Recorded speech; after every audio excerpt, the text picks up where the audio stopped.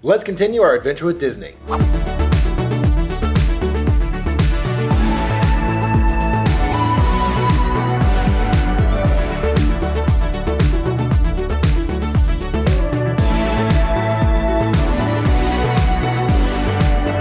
Hey there, man fam. We are back with our second part of our Adventures by Disney trip.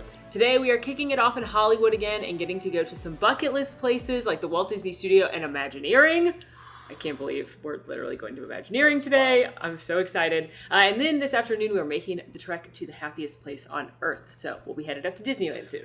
But first, coffee. Yeah, always. Yeah. Hello. It's Molly and Alan from the future.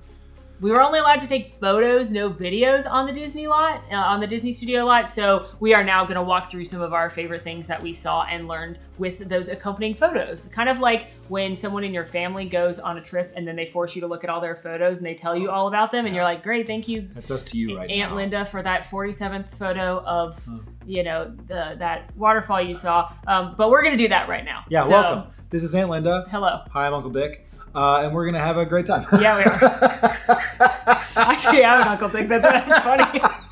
I was surprised. I don't have an Aunt Linda, but that's funny. Okay, so we, first of all, the little history of the Disney Studio. The current lot was first moved into by the Disney Company in 1940. Originally, they were on a smaller lot, but with the success of Snow White and the Seven Dwarfs, as well as a couple other films shortly after, they needed a bigger place. So they moved over to this lot. Dumbo was the first animated feature that was fully animated at this lot, and pretty much all of the Walt Disney animated feature films since have been animated there, except for a few that they actually did during the Panini. They did at home, like Raya and the Last Dragon, a lot of Encanto, animated at home, which is absolutely bonkers. Since then, the lot has continued to grow and grow, and it's got Marvel offices, Lucasfilm offices, the executive offices are there, but this is where the Walt Disney animation lives. Yeah, and for you math whizzes out there, that means it's sat at this Burbank lot for 84 years. Our tour began in one of the buildings where we actually walked through the art of Disney animation, and along the wall they had very masterfully made copies, not originals. They said still bolted to the wall, don't try anything, of the steps of animation, all the way from storyboarding to backgrounds to character design, and we kind of learned how an animated movie goes from inception to completion. One thing that's interesting is that storyboarding is something that was invented by the Disney Company, because every person, when they read the script, they're going to interpret it differently. So they have to make sure all the animators are on the same page when it comes to the storyboard. And this is where you're going to start getting those emotional cues that Disney is so well known for. And that is by using different colors, by using different expressions, by using different tones. All of that can be seen in the storyboards, even though these are very rough black and white pencil drawings. Once they get through laying out the storyboard and modeling the different characters and figuring out what all of their facial expressions are going to look like, the lead character artist is going to start drawing the movie. And that, for example, we saw sketches of Beast, who was done by Glenn Keane, and he is the major character artist, so he's going to draw the big movements of one of Beast's moments. Then a cleanup artist is going to go in, and they're going to take away excessive lines, they're going to make it look perfect and smooth, they're going to do that, and then it's going to go to ink and paint, which is where it actually gets colored. And it's kind of like a paint by number. Originally, all the inkers and painters were all women because they were thought to have a steadier hand, a closer attention to color detail, and the patience to fill in all of these colors. And just for reference, when you're hand drawing animation, every second of animation you see in a movie, there are 24 hand-drawn images a second, which means there's 1,440 drawings a minute, and that's just if there's one main character. If you've got Belle talking to Beast, you can double that. Where they walk past each other, for example. So you can imagine just how many hand drawings it takes to make Beauty and the Beast or any of your other favorite hand-drawn animated movies. Another really cool thing is the way they designed the building in the studio was to give a ton of windows for every single animator to give as much natural light as possible. In fact, they actually gave every window an interesting sort of shutter feature on the exterior that had a crank attached to it, so the animator could adjust the amount of light that went into the room. Yeah, overhead lighting and the lighting effects we have now weren't a thing in the 40s, and so they had to use the sun. In fact, nature's light. The Burbank studio was the first studio to introduce air conditioning. Oh my God. A couple of these cool buildings that we saw, stages B and C, these were both used for sound. So stage B was originally used for Foley, which is live sound effects, real practical sound effects, and soundstage C, which is where all the voiceover work was done, including Walt Disney doing Mickey Mouse's voice was in there. Robin Williams recording the genie in there. Most of the princesses recorded their moments and their audio and their singing in there. And very important to me, Buzz and Woody were recorded in there. So lots of, if those walls could talk, they've used the same building for audio recording since 1940. That's wild. And if that's not enough to make you emotional, right across the street was a building called the Shorts Building, where they did all the cartoon shorts. That building was actually brought over from the original Hyperion lot. They actually have several buildings that they literally hauled miles down the road and plopped them down. And that is the building where Donald Duck was first drawn. Wow. And our guide made the joke that it's funny that it was in the Shorts Building because he doesn't wear any. And like most studio lots, there is a water tower. And the big difference in the water tower that you have here on the Disney studio is that it has 6 legs. No, that's not a joke. It has 6 legs extending to the ground. Most of them will have 4. The story goes that Roy Disney found $3,000 extra in the budget to add 2 more legs to the water tower because he was so passionate about giving it 6 legs. Which is funny if you know much about Disney history. Roy is Walt's older brother and the financial genius behind the company. Walt was the creative, Roy was the money, and Roy was always telling Walt to stop spending money on things. Except for water tower legs. But the water tower legs, we gotta find it in the budget. I guess everybody has their thing. I mean, good for Roy, you know?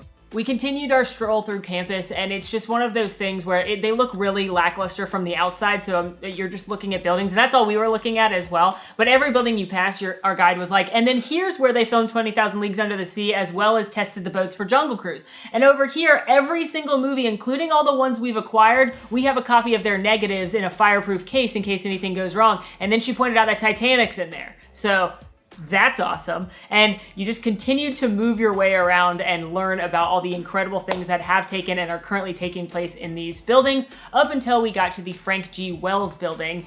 Frank Wells was one of the CEOs of the Disney company. He died tragically in a helicopter accident, but this building was named after him, and inside here is where the Walt Disney Archives are housed. And we just so happen to get to go in there and see a curated selection that have been brought out by the archives. This certainly is not everything that you're going to find in the archives because there are so very many buildings dedicated to the archives. Millions of things are in the archives. It's so very many things. And can you believe it all started with dumpster diving?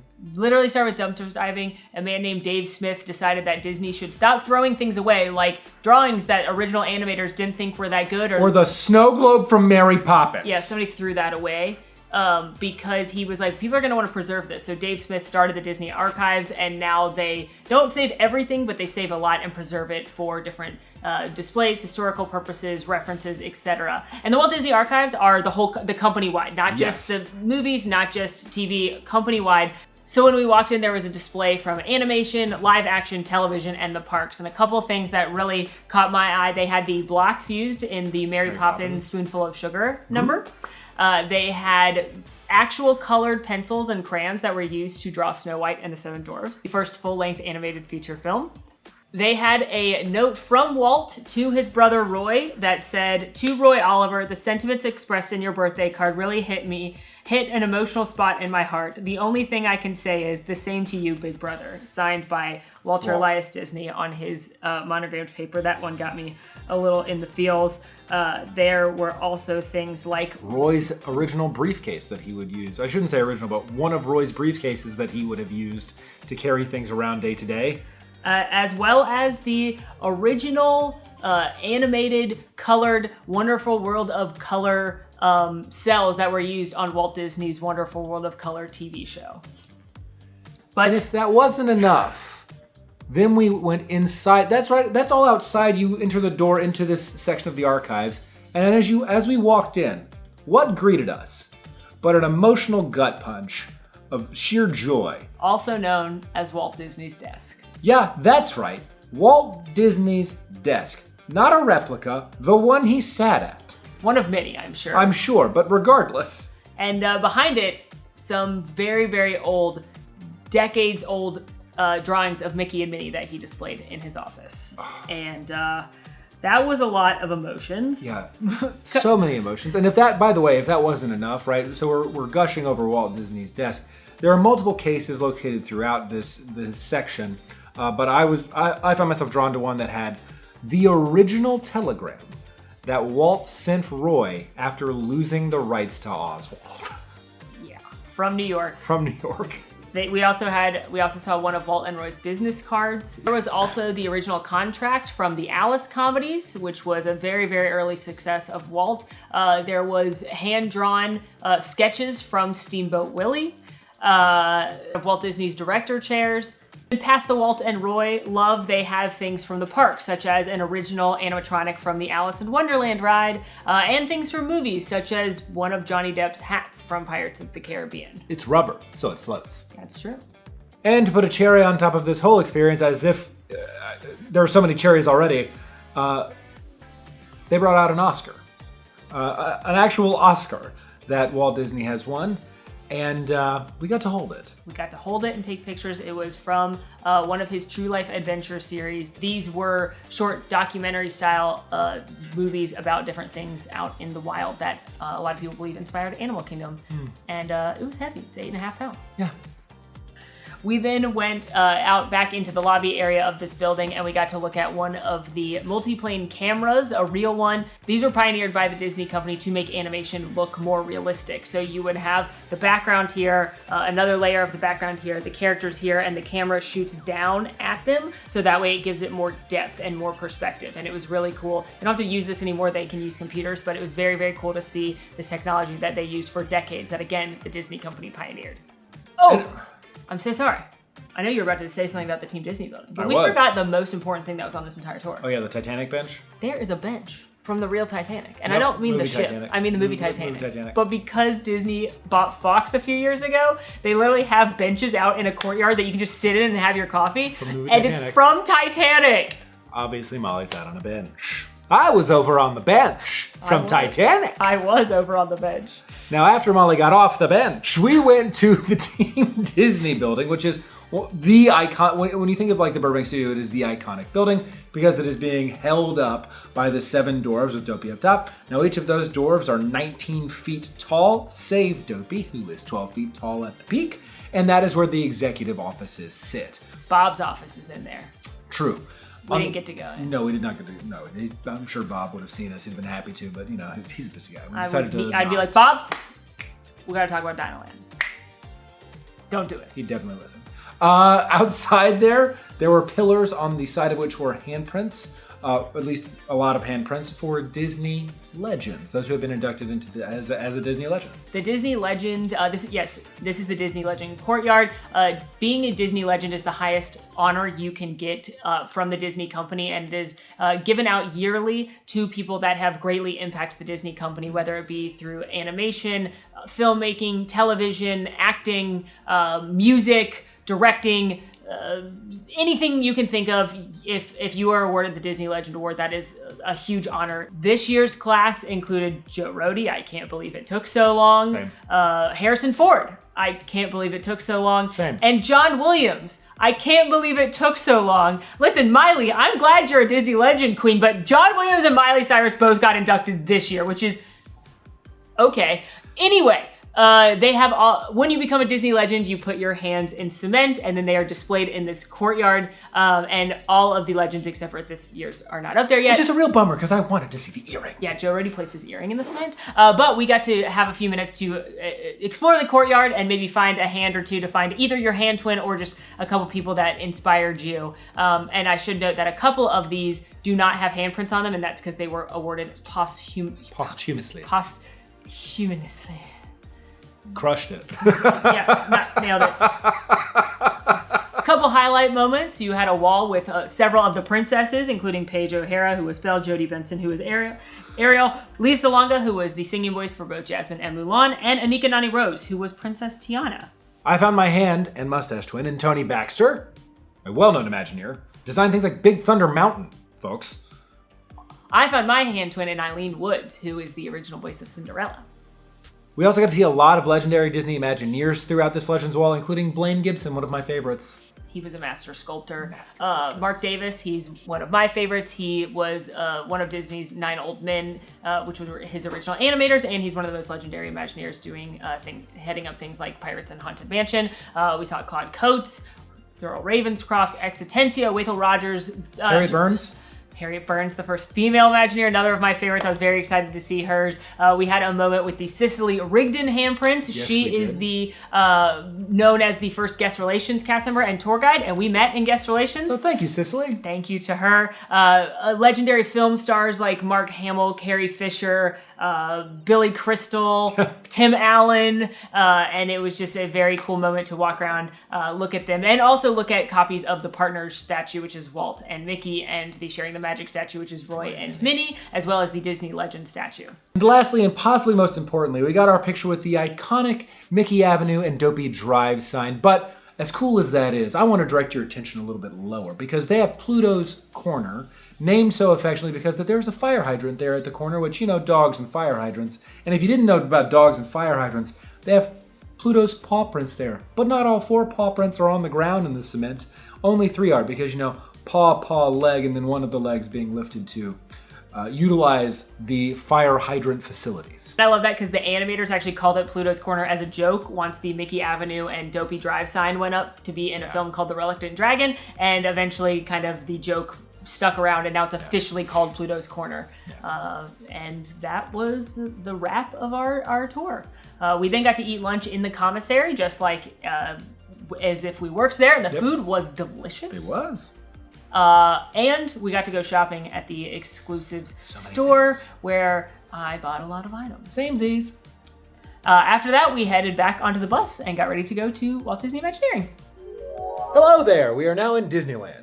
We had an incredible tour of Imagineering, no photos and videos, but we're going to share a few of our favorite things that we learned. But first, we're going to do a little rapid fire room tour of our room here at the Grand Californian, which is one of the Disneyland resorts. So the Grand Californian is one of the 3 Disneyland official hotels here. There's also the Disneyland Hotel and the Pixar Place Hotel. We have done videos on both of those, and at some point we'll definitely do a full hotel tour here. But for now, we still have a jam-packed schedule with Adventures by Disney, but we wanted to show you the room. And one of the reasons this hotel is so cool in particular is because it is directly attached to Disney California Adventure. There's a special entrance from that park directly into this hotel. So if you are rope dropping or going to Oogie Boogie or something like that, this is an awesome hotel. It's a very expensive hotel. I looked it up, and the nights that we're here start around $850 per night before taxes and fees.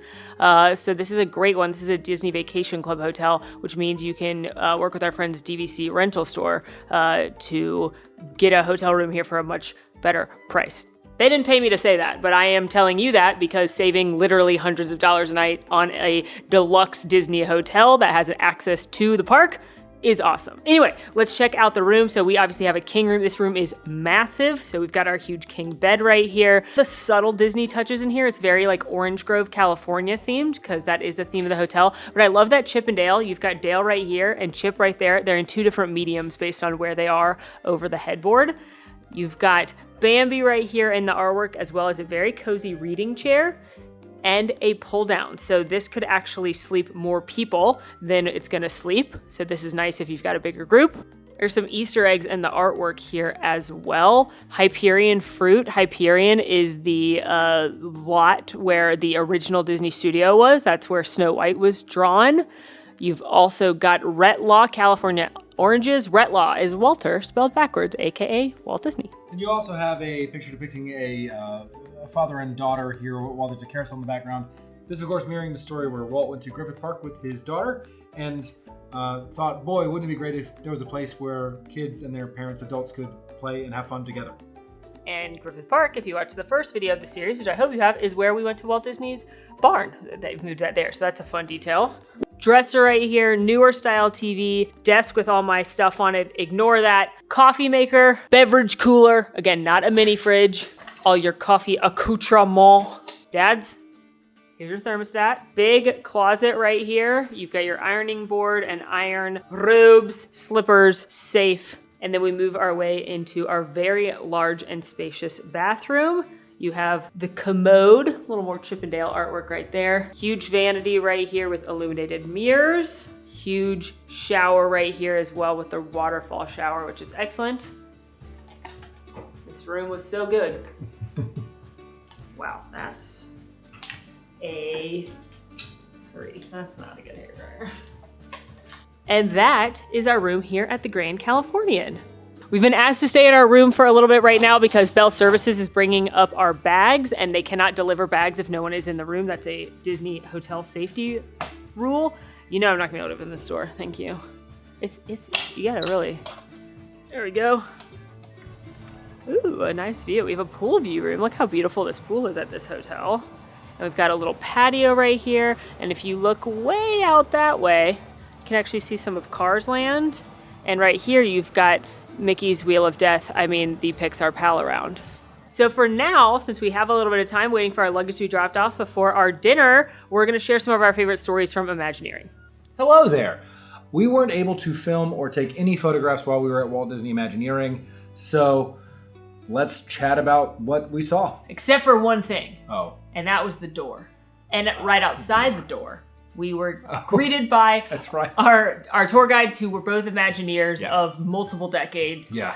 And they told us that the bushes outside of the door were planted by Bill Evans, who was Walt Disney's landscape architect that he designed to do his backyard when he bought his home with the Carolwood Pacific Railroad, and he liked his work so much that he then hired him to be the landscape architect Imagineer at Disneyland. Mm-hmm. If you've watched my Secret series, you know I've talked a lot about Bill Evans when I talk about the Jungle Cruise. If you look at the plants on the outside of the building, they're a little bit of hodgepodge. None of them really go together, and they kind of look like they don't belong, and that's because they don't. None of them are native to California, but Bill Evans was planting different bushes, trees, and shrubberies to see what could survive in the weather and that therefore what he could bring to Disneyland. Except for not the Jungle Cruise because they had no money for that, so they planted a lot of trees upside down. After that, we got taken inside and learned a lot about the history of Imagineering and hear about the legendary figures such as John Hinch and Marty Sklar, amongst numerous others. And then from there, we went to a couple of different spots, one of which I know you loved.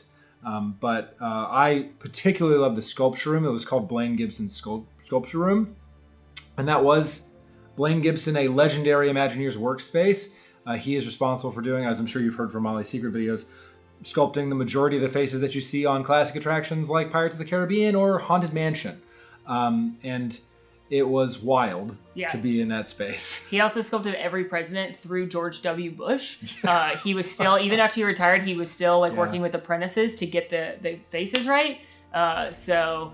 If you're familiar with the iconic partner statue and the Sharing the Magic statues that exist at the Magic Kingdom and theme parks across the world, those are his. So it was really weirdly awe-inspiring to be in that space and unsettling. Yeah, lots of heads. It's also interesting because our guide told us that you can look around and the majority of these Blaine sculpted. You're like, it was wild. And a cool thing that was in that room was there were so many sculptures, not only full-size head sculptures of figures from animatronics in classic rides. They also had some newer things. They had a Hondo Onaka.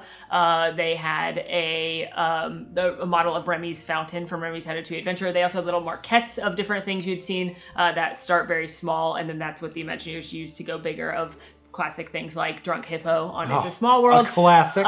Nightmare, Old Hag from Snow White, Scary Adventures. She was even scarier in small form somehow. It was she didn't have a body. Hag face, Slender Man body. Yeah, it was awful. I hated it. There was a nude Pinocchio, just his face and his little toy body. Very Ken doll. Didn't like it. There's just all kinds of things in these cases, and you could get lost staring at all of them. But it was really fun because a lot of the faces, again, you've seen them on classic attractions, and you could see this one is used on Pirates and Haunted Mansion. And so that was really cool. And actually in that room was the only picture we got to take the entire time. And our guide had to take it. We weren't even allowed to take it on our own phone, but they had the original marble sculptures of Snow White and the Seven Dwarfs that were next to Sleeping Beauty Castle in Disneyland. They have since replaced those, but those were put there, not at opening, but a couple years after opening in the 50s. So that was very, very neat.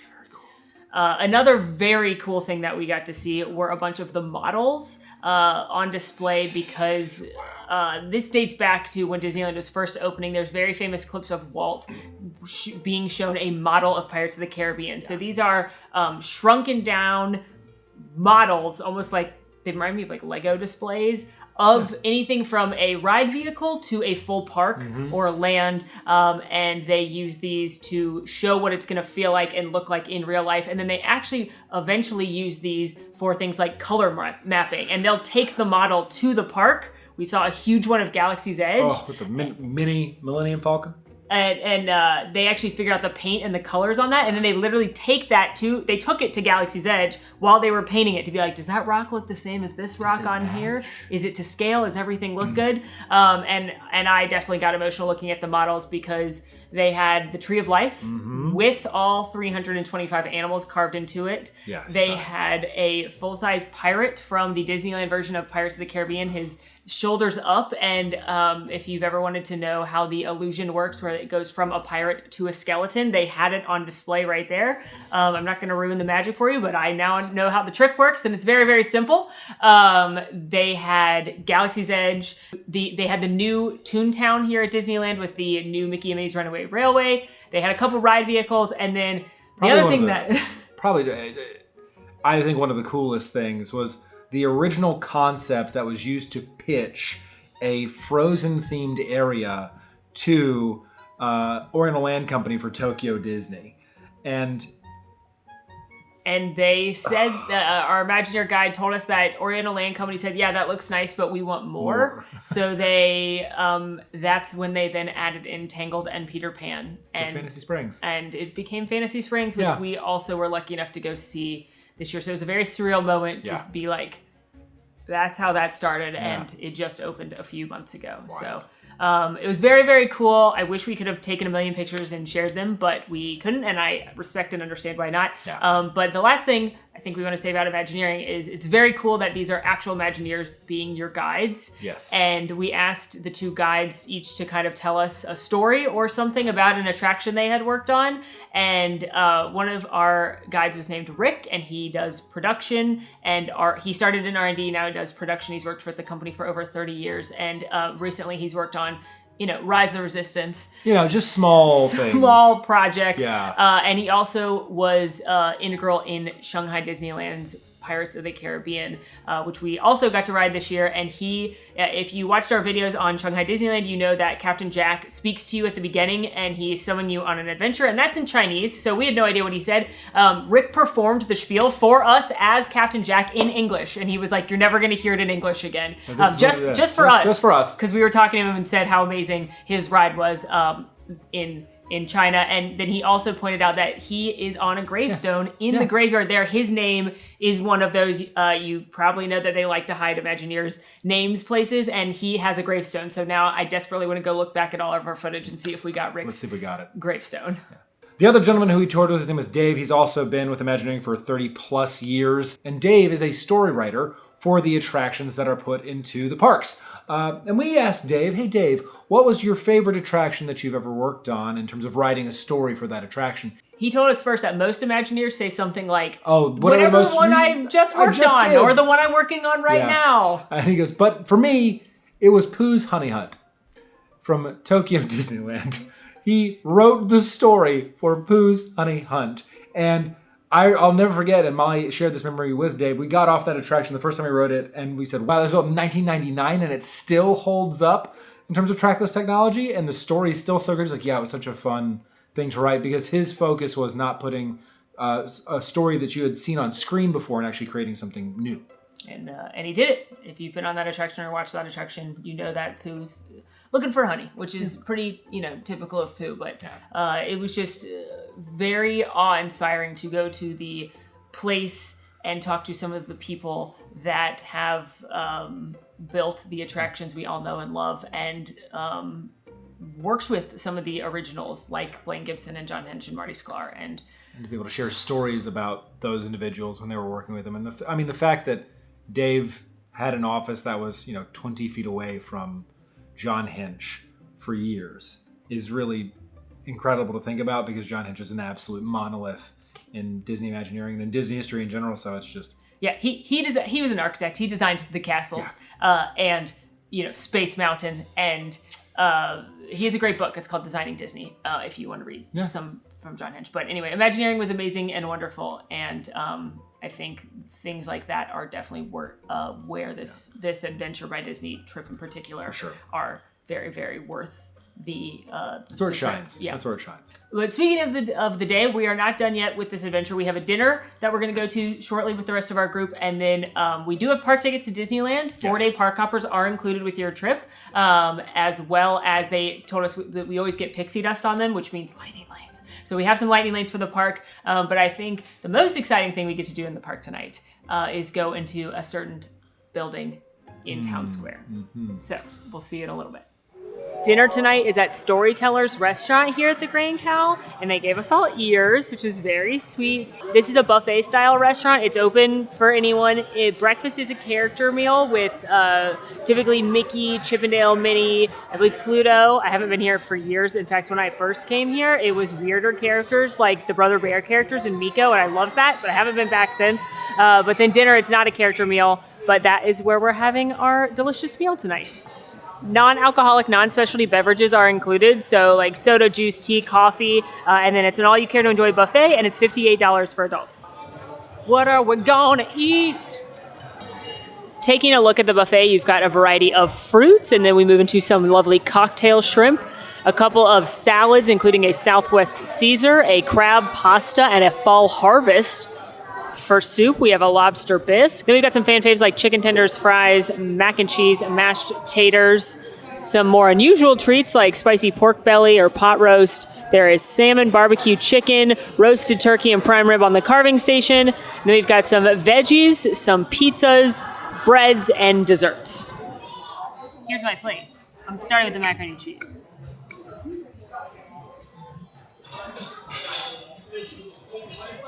The macaroni and cheese is very creamy, very cheesy. I like the noodle choice.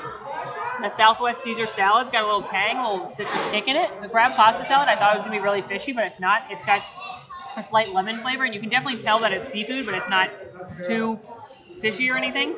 That's nice. And then I'm also trying the barbecue chicken.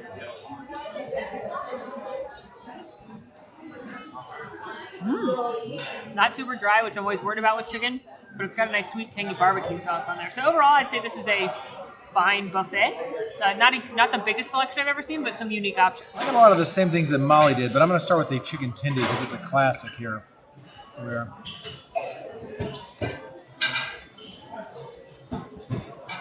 It's good. Is it cruise line status? It's close. It's not quite there, but it's close. All right, now for the prime rib with a heaping helping of horseradish. Listen, after Tam O'Shanter, I don't know if I can. Prime rib might have been ruined for me between that and trips up to Iowa. Good, moist, actually pretty tender, which I know is often not the case for prime rib. And lastly, we have a pork belly served over rice. I was worried that was going to be super fatty. There is some fat on it, but not a ton. The pork itself is not dry, but the almost like sweet, spicy teriyaki sauce on top is really what's selling it for me, along the fluffy rice on the bottom. And lastly, since Alaska made me a seafood girly, I got some of the salmon. I'm sure it will be just as good as Alaska. It's actually pretty good. It's a little bit fishier. It's a little on the fishy side, but it fell apart nicely. Could get too dry, but I just wish I had like a lemon sauce. I realized I really like a lemon sauce. I wish this was lemon capers, but it's a pretty good selection, I'd say. We have also gathered desserts. We have a peanut butter tart, peanut butter cookie, and bread pudding. I will be taking the peanut butter section of the dessert plate here, starting with the tart. Looks like it has pretzel crumble on top.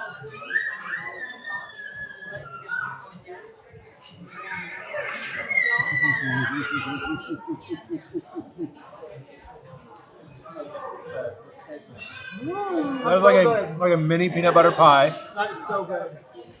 Not super sweet at all. A lot of that savory taste from the peanut butter. It literally tastes like if you took a peanut butter pie and put it into a mini pie shell, that's what that is. Ooh, that's so good. Now we have a peanut butter cookie. Break test. Okay, I have some high hopes here.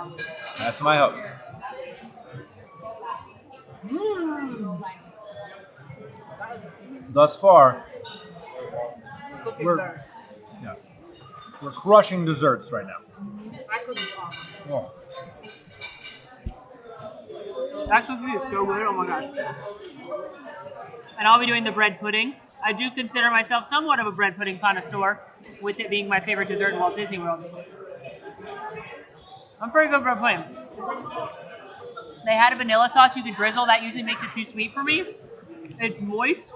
It's a little bit of that caramel sweetness on top, but it's not overly sweet.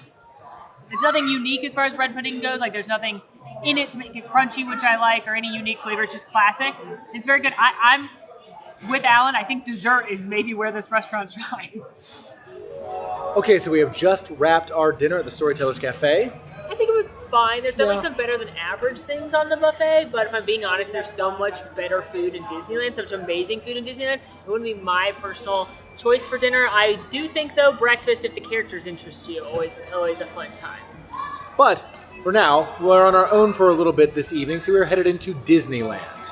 We've been given the gift of a couple of lightning lanes, and then, as we hinted at before, we have one more very special surprise. So let's get into the happiest place on earth. Come on.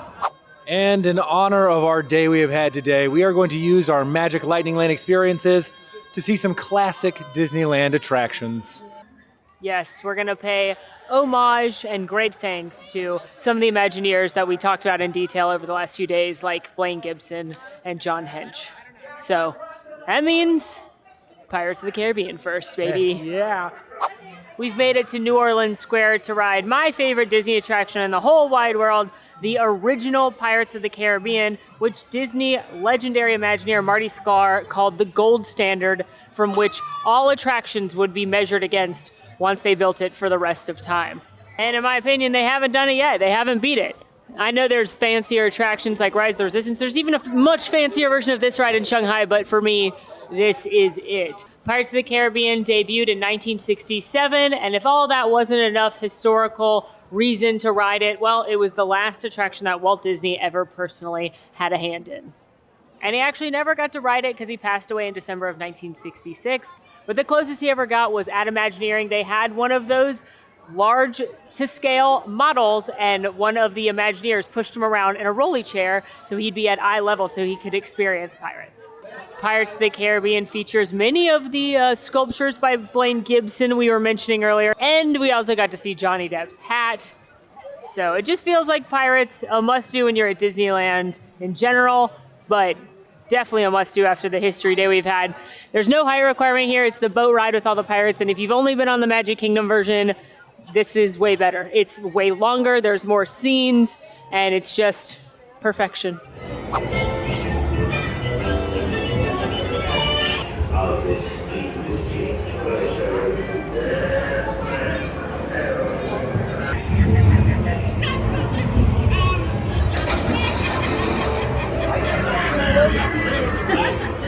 Quit your clucking! The gentlemen want the rum! Don't ya, boy?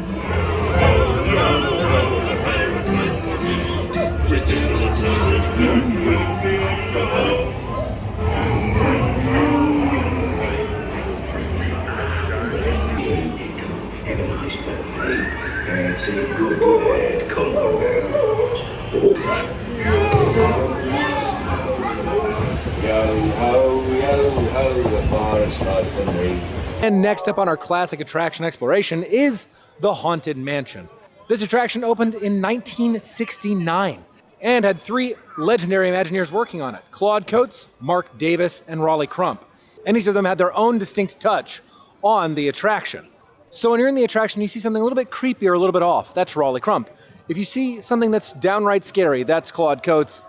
But if you find yourself laughing, well, that's courtesy of Mark Davis. At least it would show you that in its classic story, but right now it is Haunted Mansion Holiday, where it has been taken over and completely overhauled by the characters from The Nightmare Before Christmas.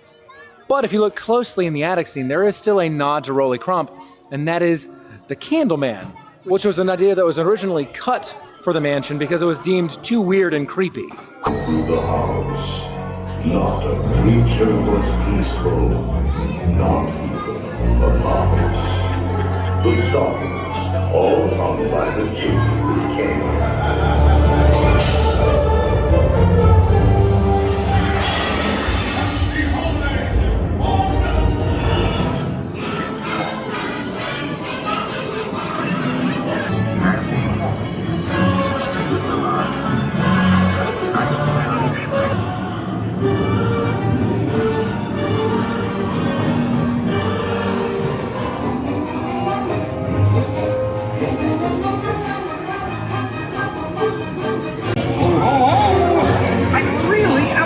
myself this time. Look at all the happy faces. Watch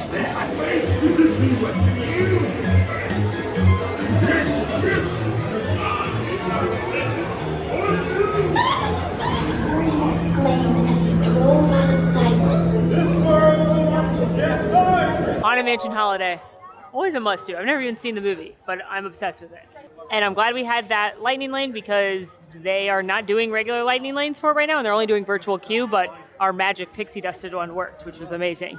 We have time for one more attraction before we go on our little special magical surprise. So we're headed to Fantasyland to ride Snow White's Enchanted Wish. This is one of my favorite rides in the park because I think it's the perfect way to update a nostalgic attraction. It is an opening day attraction, of course, themed to the first full-length animated feature film, which we've heard so much about and seen so much for on this trip thus far. But when it reopened after the panini, they added some updated touches of technology that just chef's kiss, add a little pizzazz.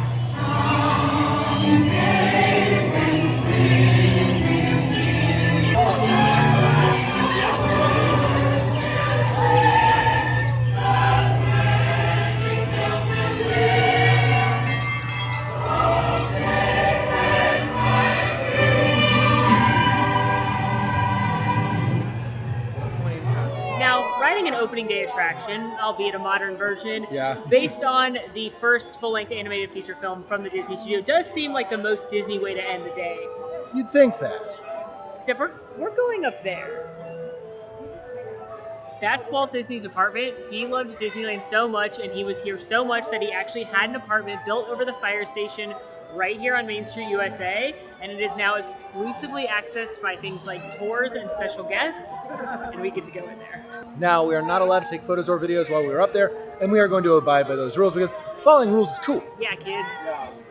But we are going to give you our reaction when we get down. Yeah, it's a pretty good bow on the day. It feels very special walking in there. Full disclosure, we have been in there before. When we were cast members many years ago, we were able to go in, and it feels special.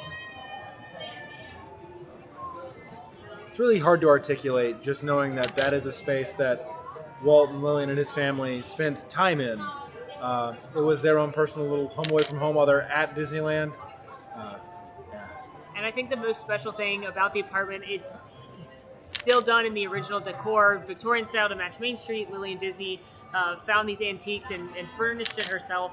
But what is so special, and Hector, the guest relations cast member, told a little story about how this is where Walt stood on opening day, and he watched the first guest come into Disneyland with tears streaming down his face and a lump in his throat because all his hard work, it happened. His dream came true.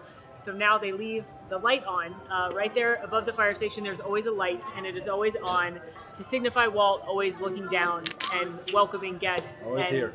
Carrying on his legacy here in the park. Well, that is the perfect end to a perfect day. And Disneyland is open, but we're going to leave you here. It was such an amazing day filled with so much Disney history and storytelling and checking off some incredible bucket list places. I don't know that I'll believe that I went to Imagineering for... I'm struggling to accept it right now. I don't know that I believe that I saw the Walt Disney Studio. Feels like a literal dream. So, yeah, I hopefully you enjoyed following along. Yeah. I know this video had some different shooting styles just because of the proprietary nature of where we were, but hopefully it was still fun for you to follow along with us. And we're not done yet. We've got 2 more full days here on our Adventures by Disney trip. They will be in Disneyland and Disney California Adventure having special experiences in the parks, and we can't wait to bring you with us to those as well. But until next time, friends, please be sure to like this video, subscribe if you are new, follow us on all of our socials, and come join with the Man Fam in the conversation on Discord. We would love to have you there. The links for all that are down below. And until next time, friends, I'm Molly. And I'm Alan. And it has been literally The most magical. most magical The ever. most magical. Bye.